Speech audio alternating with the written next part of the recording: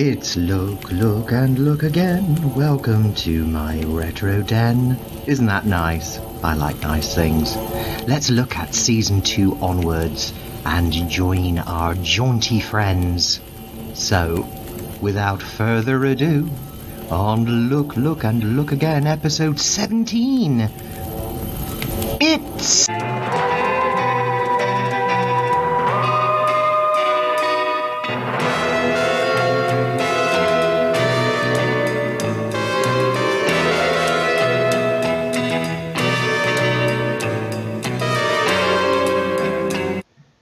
The Tomorrow People were well received by the public by the time they reached their second season in 1974, with kids dashing home from school to watch this tea time treat, just the same as they probably did 4 years earlier with Ace of Wands. Kenny, can I come? No, Kenny, you stay here, had now left, which was probably due to Dutch elm disease, and was no great loss. Carol also left. Boo-hoo. I quite like the character of Carol. Yes, she was as sweet as a chewed-up toffee, and a bit wet, but I felt there could be more done with her character, so bit of a shame, really, and she was rather cute. Well, this left John and Stephen as our regular TPs, as well as Tim, so the opening story, The Blue and the Green, which is possibly one of the high points in the Tomorrow People's run, introduced Elizabeth Mbondo, played by Elizabeth Adari. Unusually, Elizabeth breaks out at a much later age than the usual prerequisite for TP recruitment. The first story consisted of 5 episodes and saw the whole world split into blues and greens based on the badges they wear, and this caused outbreaks of violence, which starts in the classroom and ended up affecting the whole planet.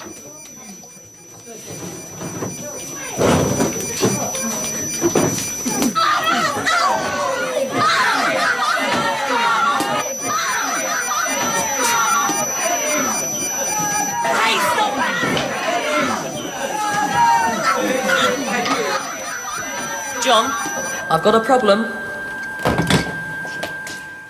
Yes, Stephen, what is it?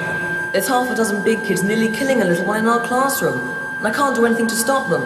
Well, not without using my special powers. You don't want to do that, Stephen. You'll attract a lot of attention and cause a lot of trouble. Talking to yourself again? Good heavens! What are you doing? Leave that boy alone! Do you hear? Leave him alone! You're talking to us. John, I'm going to use my special powers. Don't do that, Stephen. The painting, John. The painting's changed. The Blue and the Green proves a cracking little tale which proves TV Gold can be mastered on a shoestring budget if you have got the skill to write and produce, which obviously Roger Price had. In this season, Roger Price took over as chief cook and bottle washer as Brian Finch and Paul Bernard had left after season 1 finished airing. Price was now in charge of everything and brings his visualization to the screen purely without no interference from others. A few other things happened in this season, which saw the introduction of Brian Stanyon, who was brought in playing the role of Professor Colston, and he becomes a regular feature in a few of the forthcoming stories, especially in season 3. The Time Guardian Peter also makes a return in a story called A Rift in Time, which sees a first as the Tomorrow People refrain from contemporary or far-flung future, and they jaunt into the distant past as they try to rescue Peter from ancient Roman slavery. Empire? Well, what empire? The Empire of 1,000 Suns, mistress. The Roman Empire. What planet is this? This, master, is Rome. Planet of Rome? They've renamed the Earth. We've arrived at the right coordinates in time and space. But there has been an enormous rift in the flow of time. Now the Roman Empire stretches to the stars. Yeah, that's right. Well, instead of declining and disappearing in the 3rd and 4th centuries, the Roman Empire has developed in such a way that would only have been possible if they'd had the invention of the steam engine in the 1st century AD. Cotus! You mean this is all because of him? Right. Then we've got to go back in time, back to the 1st century, and try and put the time warp right again. and stop the ancient Romans getting hold of steam power. And completely erase Cotus's memory. Then, perhaps, everything may return to normal. Right, let's go. Look out! Quick, back to the 1st century!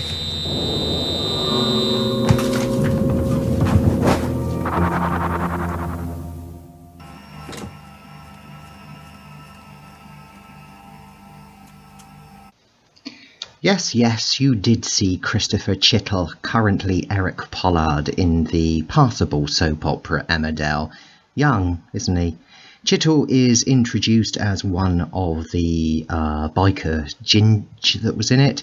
It introduces his brother, Chris, and he became a chum of the Tomorrow People and shared in some of their adventures. Now for a little bit of sleaze. Shortly after this, Mr. Chittle appeared in a softcore British bit of sleaze called Erotic Inferno. Oh well, we all had to start somewhere. But something to be ashamed of, because I've actually seen the film and it's not half bad, to be honest with you. But seeing somebody that's in a well-established soap opera in uncompromising positions with loads of beautiful women is very, very strange indeed, to be honest with you. But there we are, so that's how it goes. Anyway, also in A Rift in Time, we can see a very young Peter Duncan as Cotus before he became a Blue Peter presenter in the 1980s. It's amazing who pops up in these little series. Sylvia Coleridge also makes a welcome appearance. I love Sylvia Coleridge. She always appears as a dotty eccentric in such shows with a hint towards a fantastical and a science fiction slant. She's been in Doctor Who and played Mrs. Ducat in The Seeds of Doom, and of course Ace of Wands, Sisters Deadly. So she's got a lot of those under her belt. Her track record goes all the way back to 1937, and her CV features some prime cult TV shows as well as the ones mentioned. She appears in Take 3 Girls, a series called Survivors, which dealt with the apocalypse, The Avengers, Blake 7, Armchair Thriller, and the BBC miniseries Supernatural. The second series finished its 13-part run with another corker called The Doomsday Men, which sees Stephen going undercover in an all-boys school where some militarists, and they are bonkers to boot naturally, plan to hijack a space station which is armed to the gunnels with nuclear missiles. The aim to disrupt peace and revel in the war that comes after it from the destruction and disharmony they cause. Brilliant little plot, well written and acted. The Doomsday Men closed a brilliant second series. I know that many of you are worried about the disarmament treaty which is due to be signed tomorrow. That treaty that the milk-fed pacifists of this world hope will put an end to the noble art of war. But I can assure you that treaty will never be signed. Tomorrow, the whole world will tremble at the name of the Doomsday Men. Tomorrow, our brave warriors strike. May the sword of war go with them. Lee, when is the crew of which you are a member due to be relieved from the space station? Why, just about now.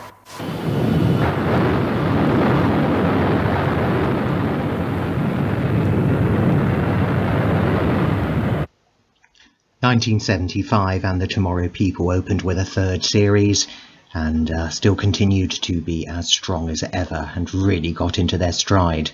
A new Tomorrow person was introduced, a little pikey boy called Tyso, complete with his yokel type accent, and his scrawny sister. However, Secret Weapon, the opening four-parter, certainly changes the tempo as things become a little more darker as the Tomorrow People goes kidult for a short while.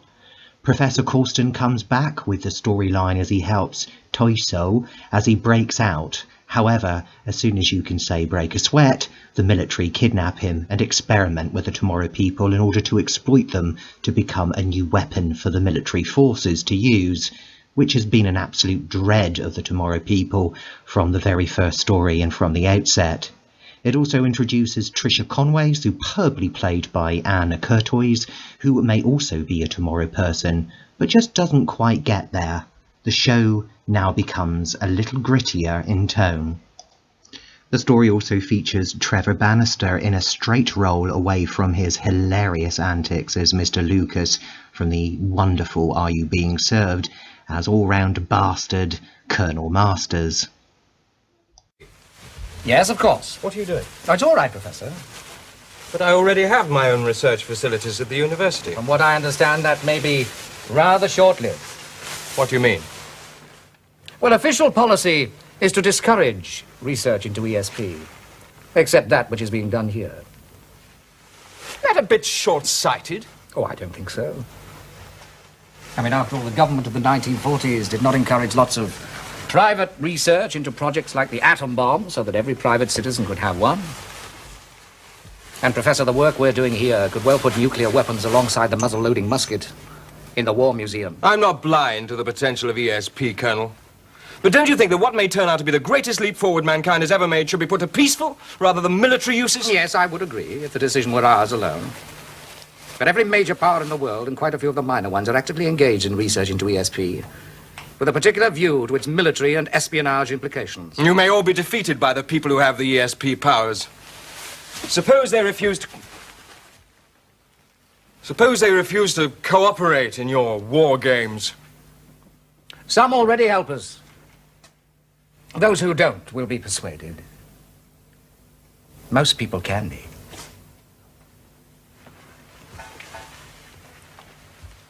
Come, I'll show you around. The chariots of the gods inspired the story Worlds Away, and it followed where we learn an alien species, the Koltan, were responsible for some elements of ancient Egypt and delayed the progression of Homo sapiens, but now they reign supreme on the planet Piri, where the native telepaths called Vesh are persecuted, hunted, and then burned as witches.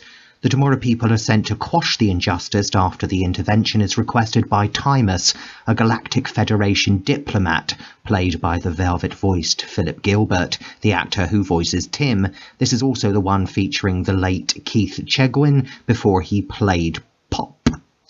A Man for Emily followed this and is quite a letdown. There are some toe-curlingly embarrassing performances by the guest stars and quite frankly does not have a great deal to recommend it. Peter Davison guest stars, as I'm sure most of you are aware, as well as Sandra Dickinson, his real-life wife, who sounds as though her voice has not matured since the age of about 5. Utterly daft, but has to be seen to be believed if you can put up with it. Overall, such tripe seems a little out of place. Most series attempt something different and, more often than enough, successfully bring something new and exciting, no matter how off the wall and left field it is. A Man for Emily seems to attempt this and falls flat on its face. Even the cast look embarrassed in this one as they struggle to keep straight faces as a farce unfolds in front of our sorry eyes and comedy is replaced by cringe.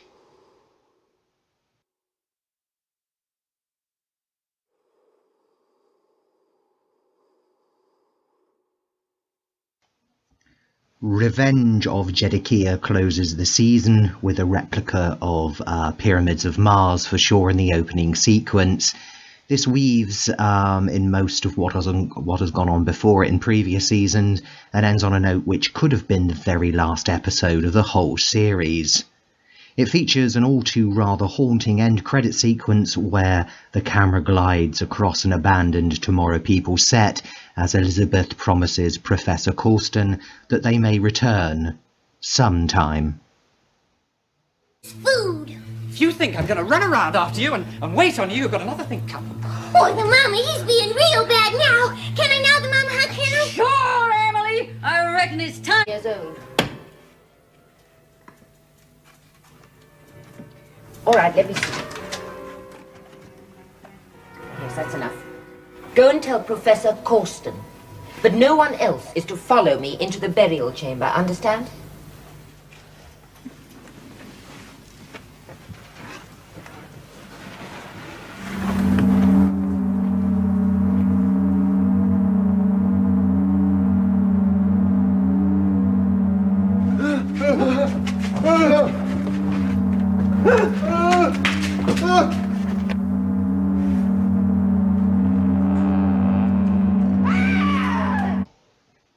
Series 4 came and it introduced another Tomorrow person called Mike Bell, who was played by Mike Holloway, known at the time for Kiddies pop band Flintlock and a darling of Look-In magazine. Mike comes from a working class background and is being exploited in this tale by Lord Dunning, a criminal boss who is asking Mike to use his special powers to assist the underworld. Arguably, it could be debated that Mike Holloway should have stuck to singing, but it boosted the figures considering his current following from the music that he made with the actual group.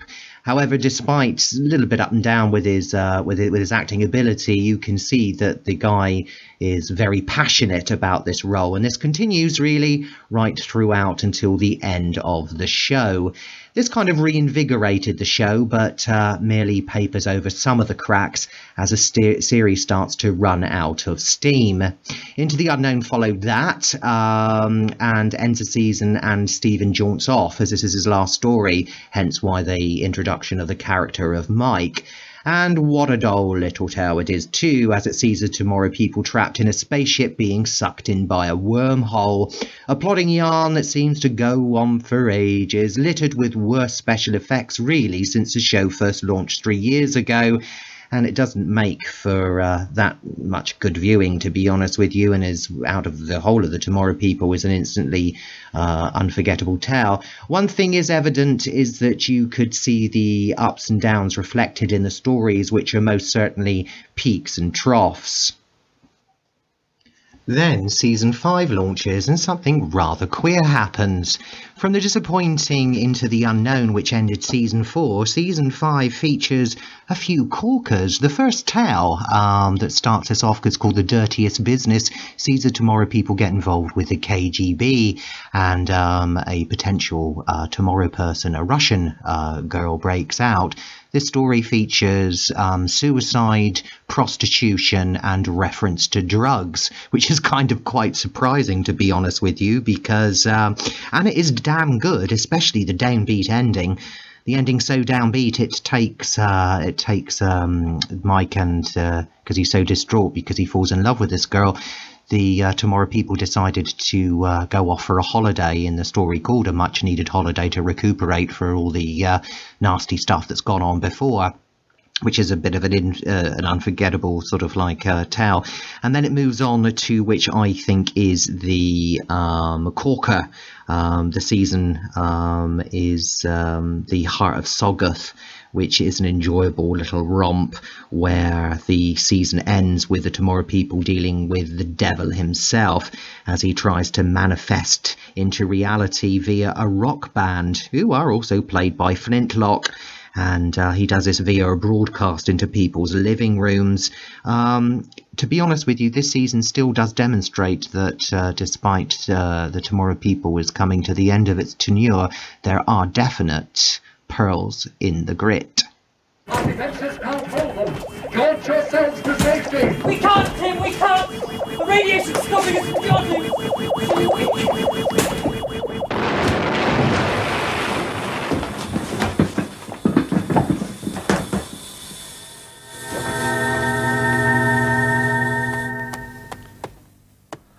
Oh, Sergei, just tell me.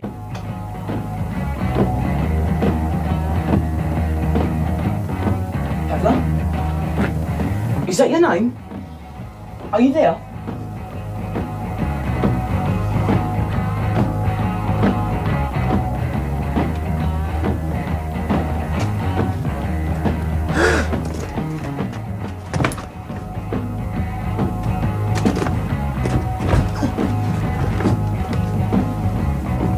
You lied to me, my boy.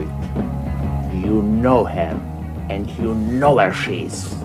I don't know nothing. I'm telling you. Hey, that's the drum, all right. What's Jake think he's playing at?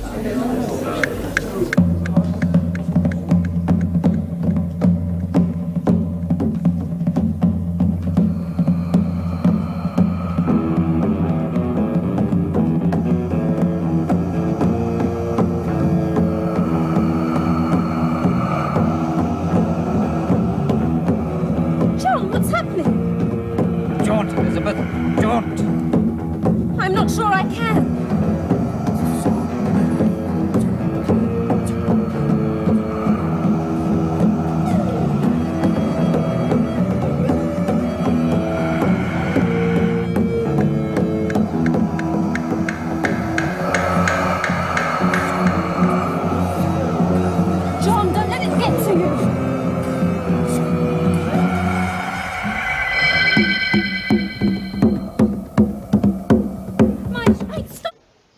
Season 6 and 7 see some real lows and a few highs, but the highs are few.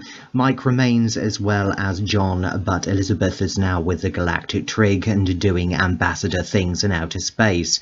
This is probably due to the fact that the actress Elizabeth Adari was pregnant in real life, and so at some stage needed to be written out temporarily. But the character of Elizabeth, thankfully, does return in the last story.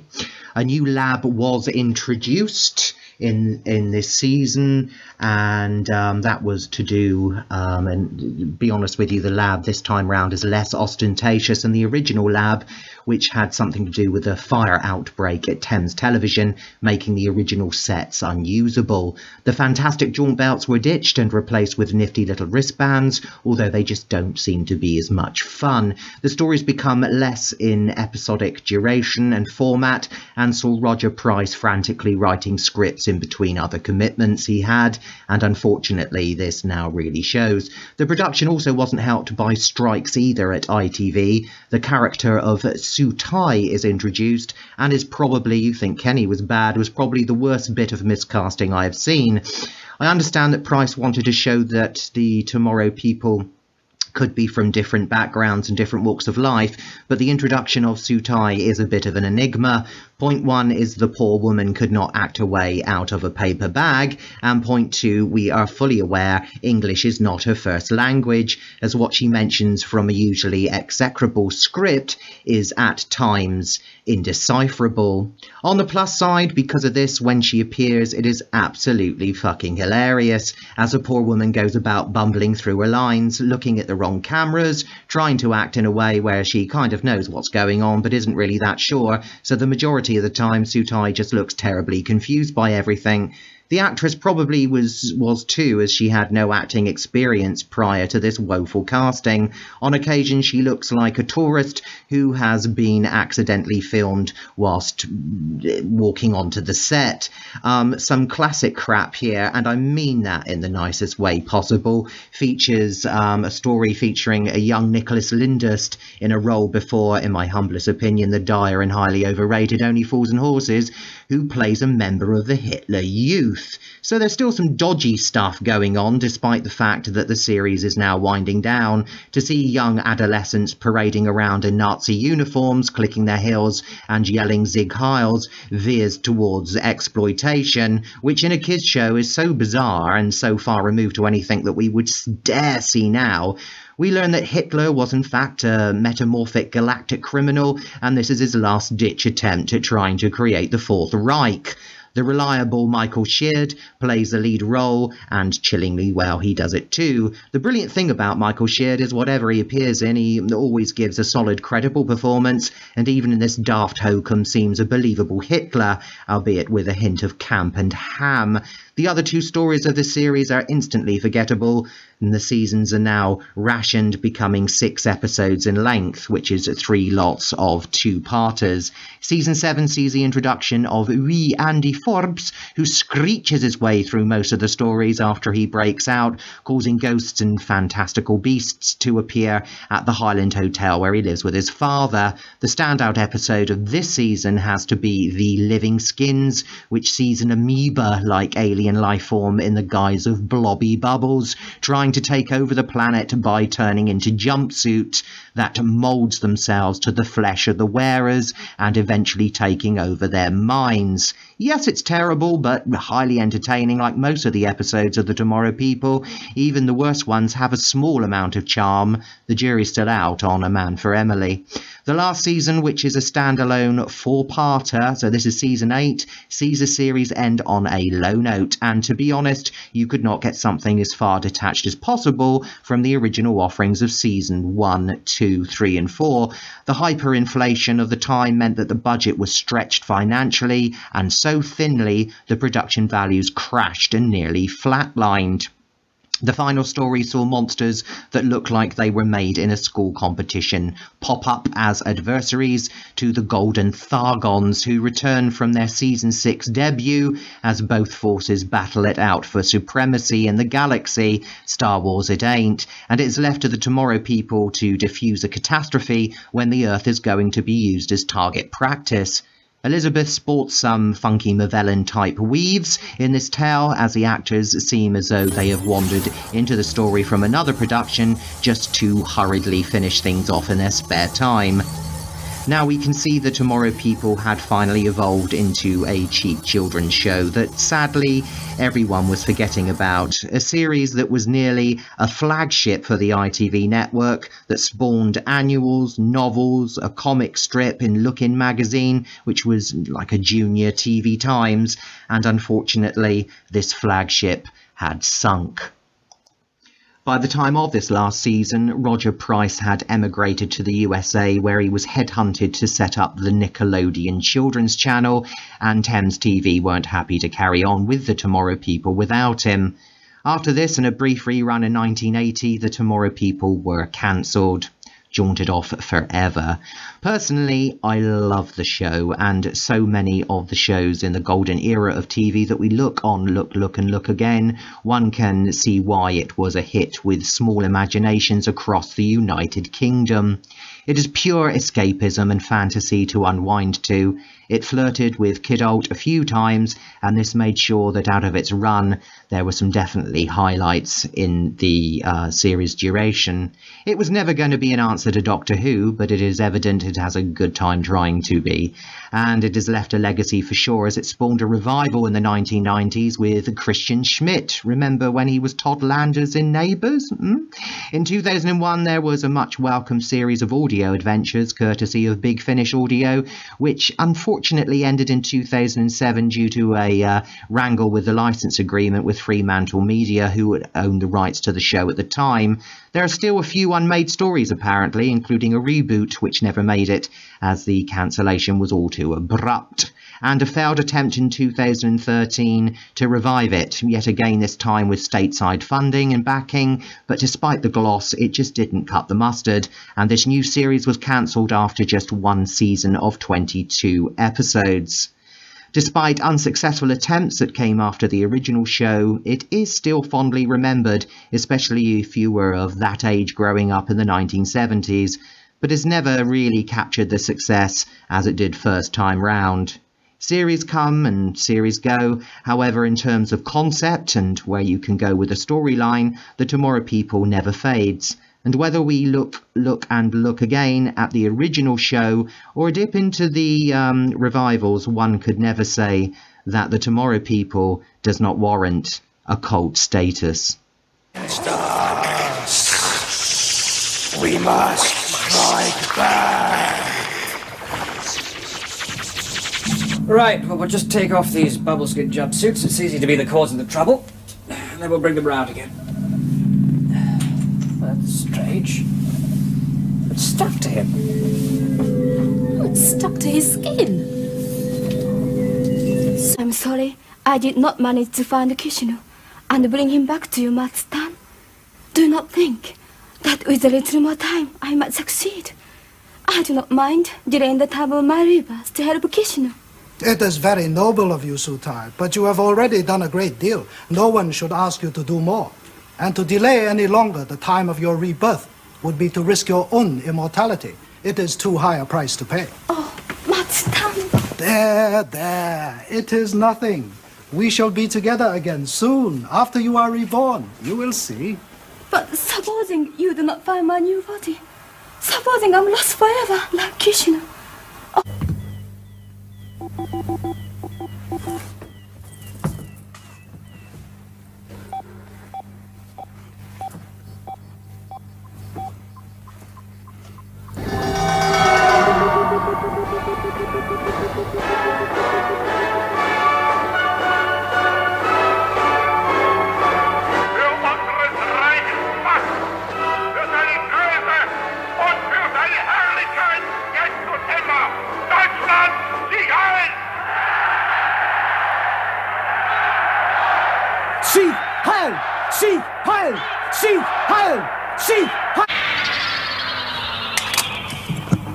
Now look at him.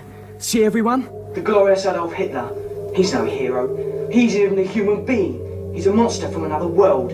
No one could give him their loyalty. Look for yourself.